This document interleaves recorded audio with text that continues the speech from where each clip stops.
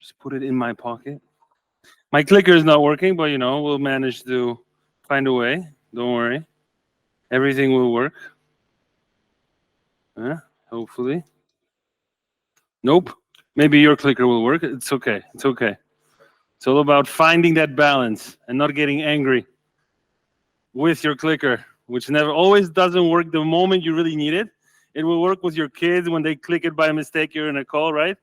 Or stuff like that. But back quit. Oh. Now you spoiled a bit, but okay. Which one do I press? There we go.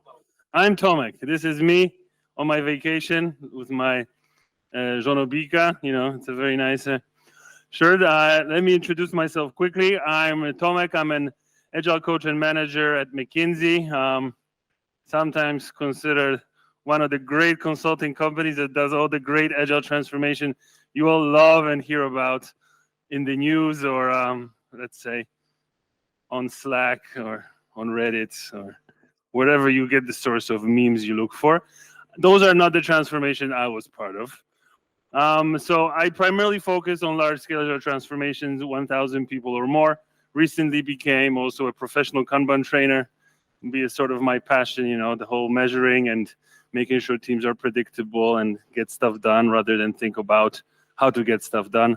Hashtag no more definition of ready. Stuff like that are all the things I usually work on. I do love my sneakers and my kids. Don't know if the order is correct there, but it's a different discussion. So yeah, I'm here to talk to you about my clickbaity title of Agile Transformations are not about software. And before everybody starts leaving the room and saying, oh no, this is not, I can't hear this, I don't want to talk about it, I'm sure it is about software. Give me a chance. Give me a chance to convince you to look at it from a different perspective, because we talk so much about why Agile transformations are bad, why scaling is bad. If any of you are on any of the popular Slack channels around Agile in Poland, they even have bots that when you type in scale Agile, it says never scale, or before you scale, don't scale, all that good stuff. So, it feels sometimes where I go to clients and I work with a lot of different companies across the world and like, let's scale. And then they Google and they're like, no, right, there's a bot on Slack that tells me not to. It becomes much more difficult. And all these articles, and I went to a conference and all that stuff where they go to one of the less trainings or all that other good stuff. If they go to safe training, we're safe. We're going to be there. We're going to work. I'm a safe program consultant, so I can say stuff like that. You can't, so, be careful, okay? I can. I'm a safe program consultant. I have a certificate. Oh, I also collect certificates.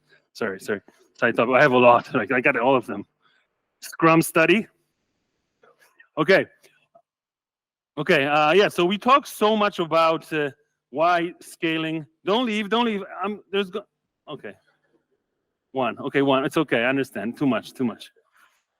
Okay. I understand why we hate it so much. Or you hate it. I love it. Don't hate it. Let me try to convince you. And here's my convincing. First of all, I believe we need to scale the organization, not the problem. By scaling, I mean the whole organization, not the Scrum or the Kanban or whatever else you're doing around agility. And then you scale it, and then you just scale the problem, making it even worse. I recently saw a title that it's not safe or scale or other scaling frameworks that ruin agility. It's just bad agility that ruins agility, right? So something that I really believe in. So it's important to get it right, but it's important to scale the organization. Second, I'm all for the big bang. So again, I'm sorry, some of you might start leaving the room. No, we can't have a big bang. Give me a second. Let me try to convince you. I believe in the big bang. I believe you should go big or go home if you really want the transformation to be a success. And finally, a bit of a hidden title there. You scratch my back, I'll scratch yours. I'll get to that. But it's all about working together and helping each other out. I had a professor once who told me, you scratch my back, I'll scratch your back. If you don't scratch my back, I scratch your face. That stayed in my mind for a very long time. He was one of the first professors I ever had in college, and I think that's the biggest impact I have from college is that saying. So, but let me get there and let me talk to you about that as well. So let's get to the first point. I believe Agile at scale and scaling Agile are two very different concepts.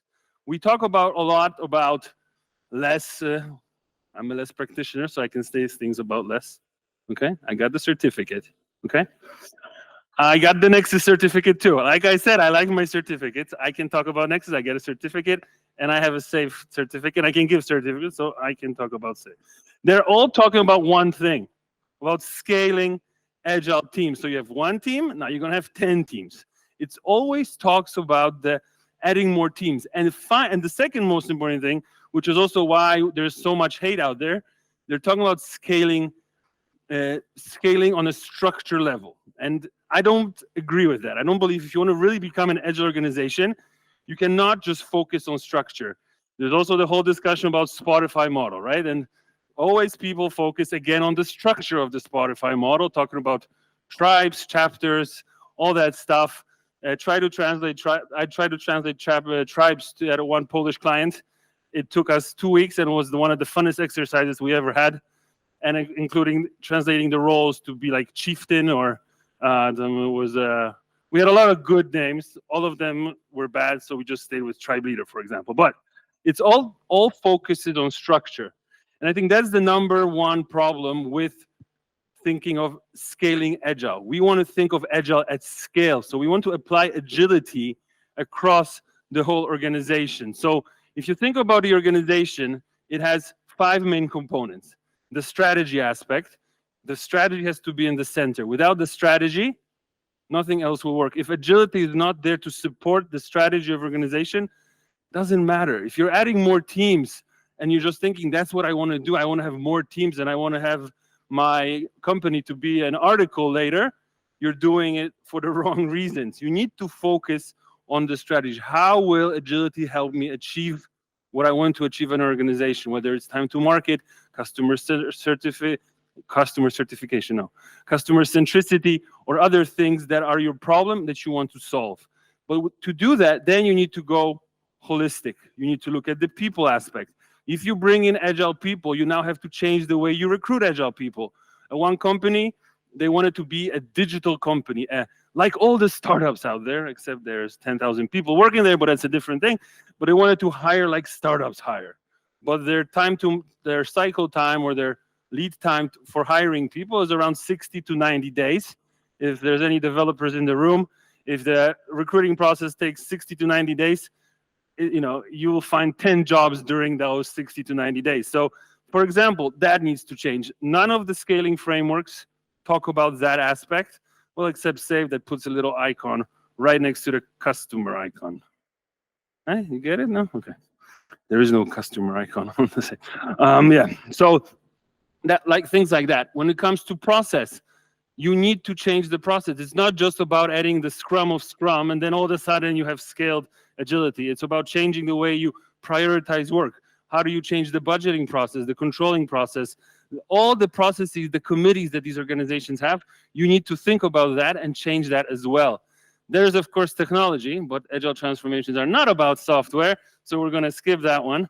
No, but in reality, you have to also talk about the whole concept of how to improve ourselves as a technology company, because if we skip technology, this is where everything will fail. So it's important to not forget about technology.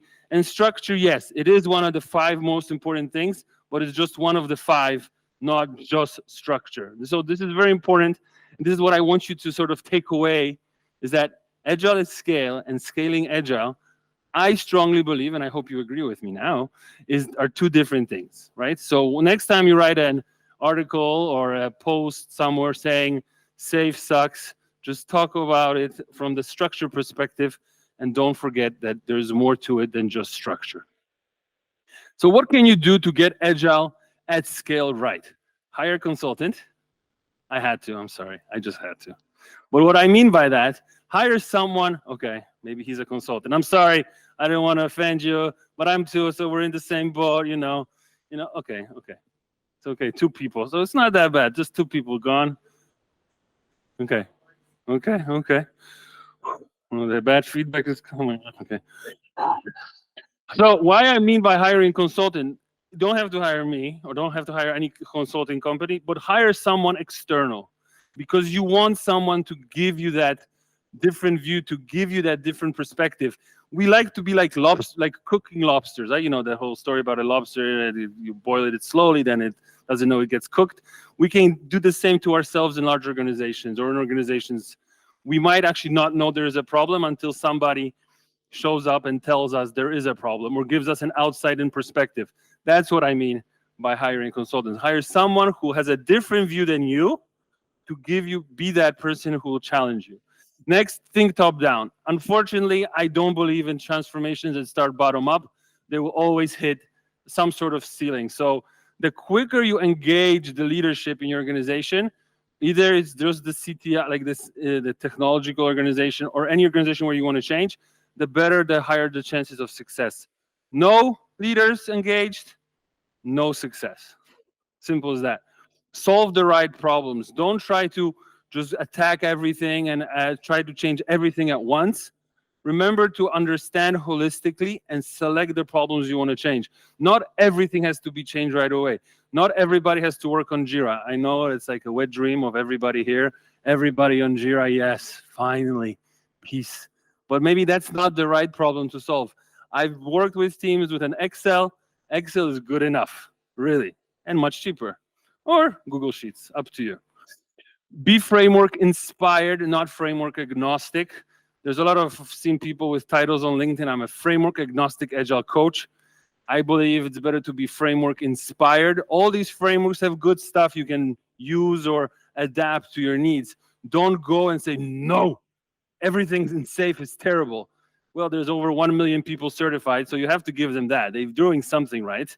And it's usually now you take whatever they have with safe, and you can slowly convince and sort of shift the thinking in the right direction. Again, I'm a program safe consultant. I can say these things.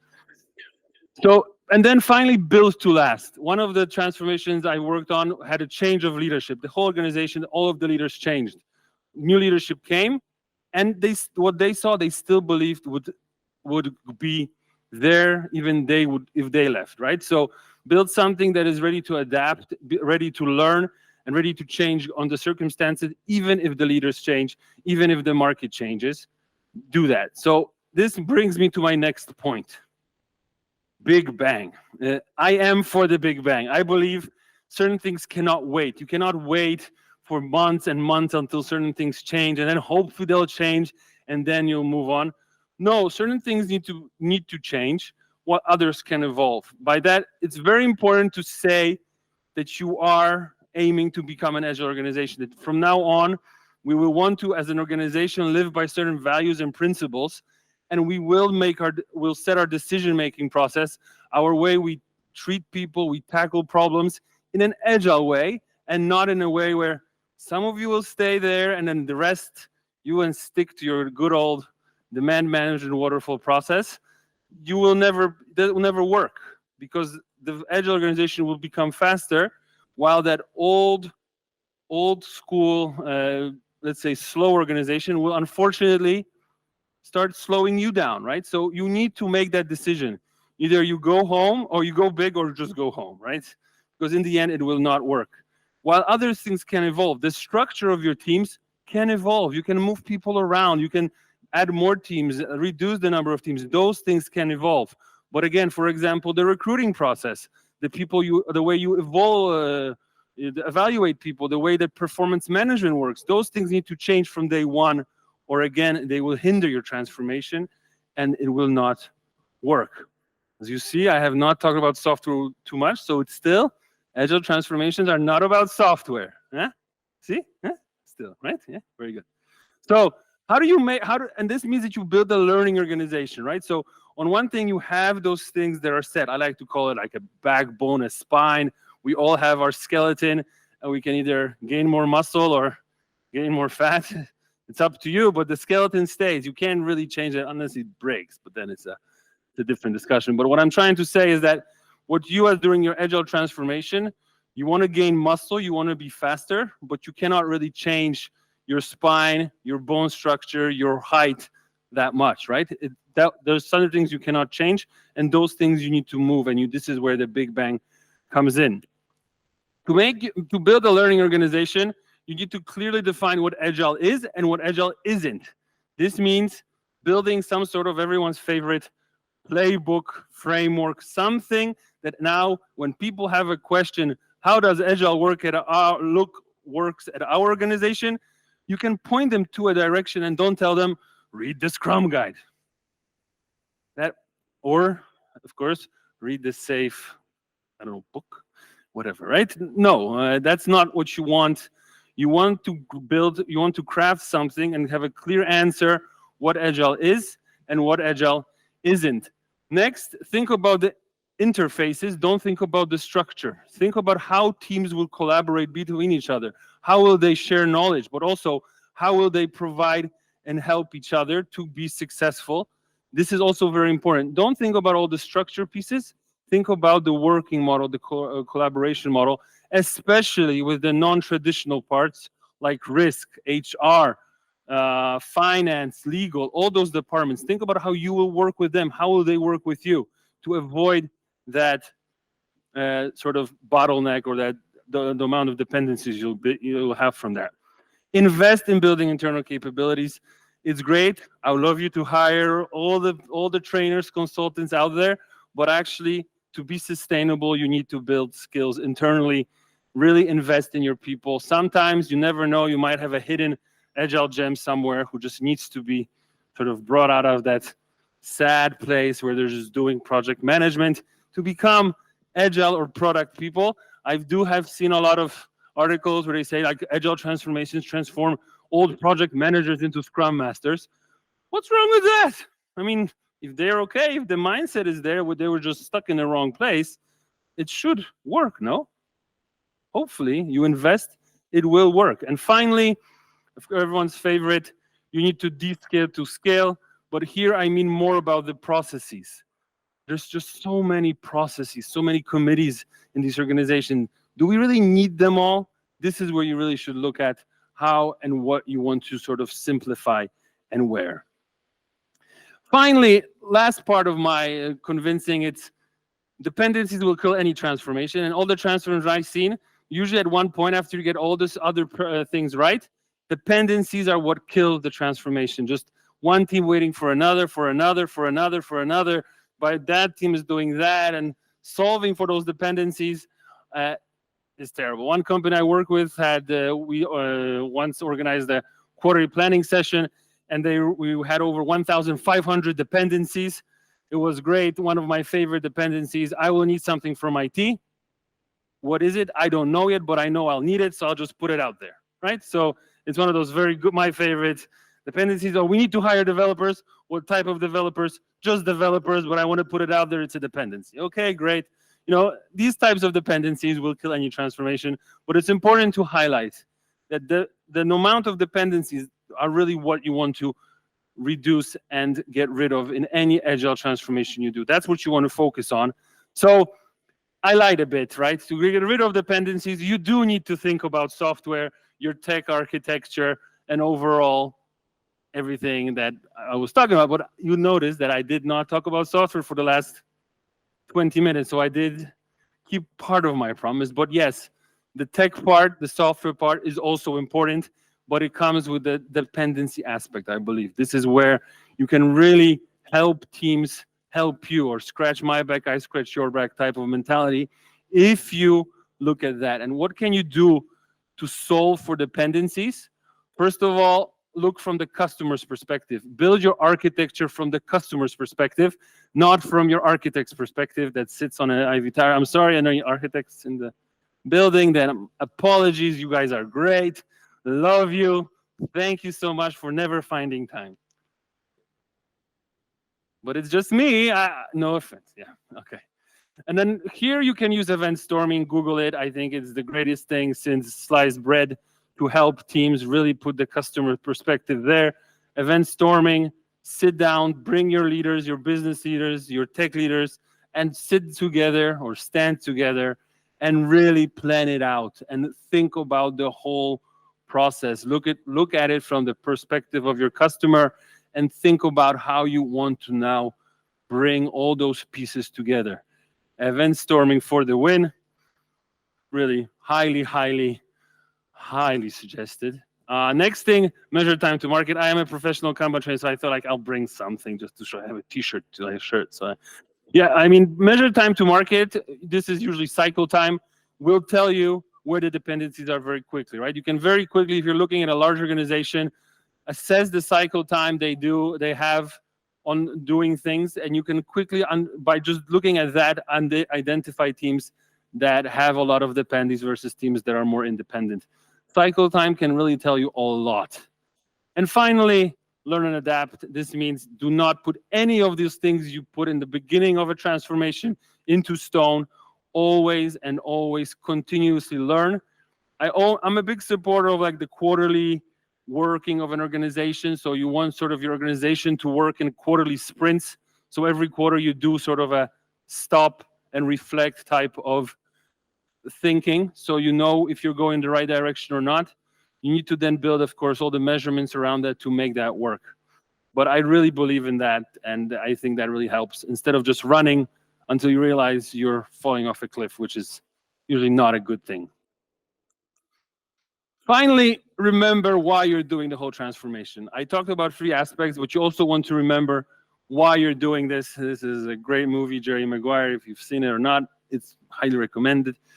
Tom Cruise there screaming, "Show me the money," which I think is very important. Why?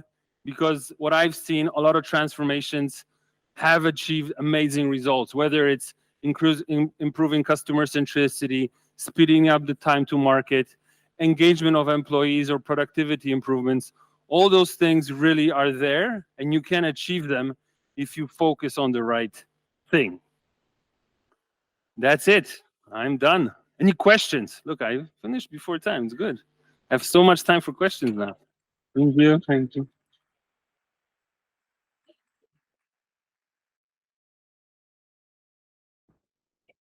There's a question from the middle.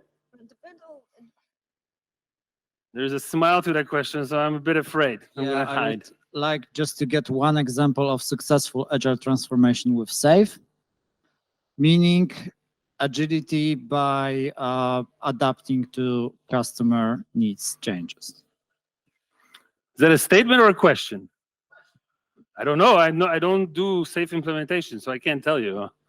I'm a SAFe program consultant, but I've never done a SAFe implementation. There is a reason. I mean, why? That was a good. I heard that. I think it's SAFe in its own misses a lot of the pieces that I showed. Right? It does primarily focus on the structure and then has icons for the other pieces, but it does really focus on getting those trains on board and choo-choo, you go. Right. I don't, fine, call them trains, you can call them rockets, whatever. That's just the structure piece. And I have worked with clients where they had SAFe on their structure piece, but then we did the rest of that wheel that I showed you to really make it work. And yes, it has been successful. I don't know, it was a bank in Africa. That's where I worked. And we did that with building on top of that SAFe structure to add more, change the way they recruit people, create completely new learning journeys, a 2-year, 3-year learning program for engineers to understand how to code better and how to build things that work, change the whole recruitment process, change the way they plan. We sort of simplified PI planning. No one wants to really sit in a room for 2 days and put things into a Jira, then that's just too much. We simplified that. But the structure piece stayed. The structure that came from SAFe was still there. They still are on trains. And they choo-choo every quarter, and they all happy. And there is arts, and there is BARTs, and all that stuff. BART is made up. There is no BARTs in SAFe, just to highlight. I do have the certificate. Yeah.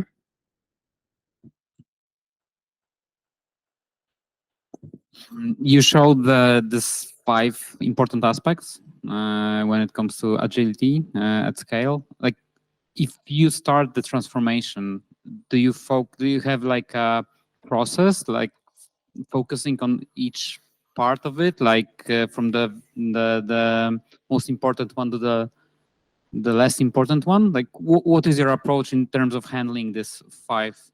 Yeah, important so aspects. yeah, we have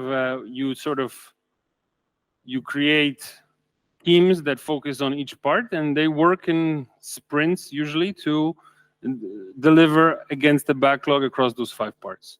And with here, this is where the big bang does come in, with a pretty clear plan of how much time they have, right? So it's sort of a scrum full logic in this case, but there's also things that get deprioritized or prioritized based on the needs. But usually 4 or 5 teams across process, strategy, technology, and people.